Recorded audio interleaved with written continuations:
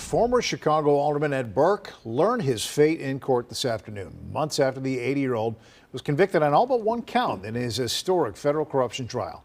He's been sentenced to prison time, among other terms. WGN's Courtney Spinelli joining us live from Dirksen Federal Courthouse with details and reaction. Courtney. Yeah, good evening to you both. Burke was arguably the most powerful and longest serving alderman on city council, serving 54 years. Now he's ordered to serve 2 years in federal prison, pay a $2 million fine, and serve a year of supervised release once his time behind bars is over. U.S. District Court Judge Virginia Kendall handing down the sentence to the former alderman Monday afternoon. Moments before it, Ed Burke making a brief statement expressing regret for the pain and sorrow his actions caused to those close to him. Also saying, quote, "The blame for this is mine and mine alone." But his comments ended there, Burke not sharing anything further as he left federal court or arrived home. All of the corruption cases, there have now been 40 aldermen in the city of Chicago go to federal prison.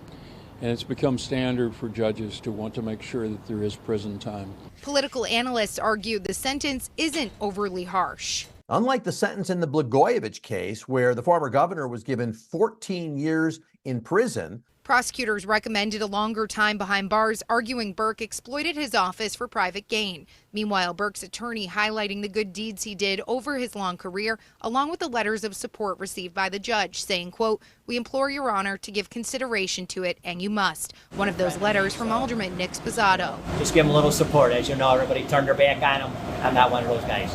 Former alderman and political expert Dick Simpson, who's known Burke for more than 50 years, says he was surprised to see such a massive amount of support. He says although Burke has done a number of generous things, including for him, no individual charity outweighs the crimes. None of that mitigates the fact that he committed corruption, and he enriched himself through his law firm and by corrupt deeds in the city council for 54 years. Everybody be cool.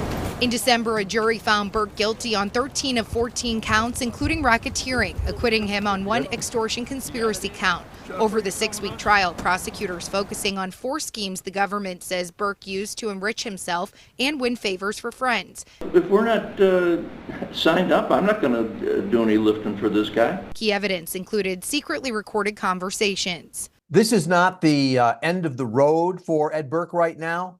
There will be appeals, there will be efforts, and this kind of process may certainly go on for another year, perhaps more.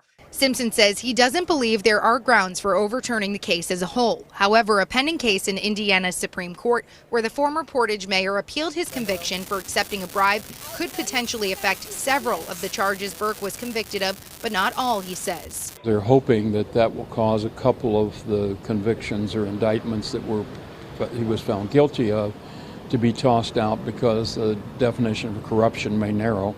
Meantime, statements coming in include one from former federal prosecutor and Chicago Mayor Lori Lightfoot. She says in part, quote, "Over decades, Ed Burke caused real harm to people and communities by abusing the power he'd amassed and by monetizing his public service position. He should be grateful that his sentence wasn't longer. It certainly could have been justifiably so." Lightfoot also says she hopes this sentence sends a strong message to other elected officials that corruption and graft on the backs of Chicagoans comes with consequences. Now, officials say that Burke must surrender on September 23rd to begin his prison sentence. Where he will serve his time behind bars still remains unclear. We have more statements coming in on our website, WGNTV.com. For now, reporting live outside of the Dirksen Federal Building, Courtney Spinelli, WGN News. Thank you, Courtney.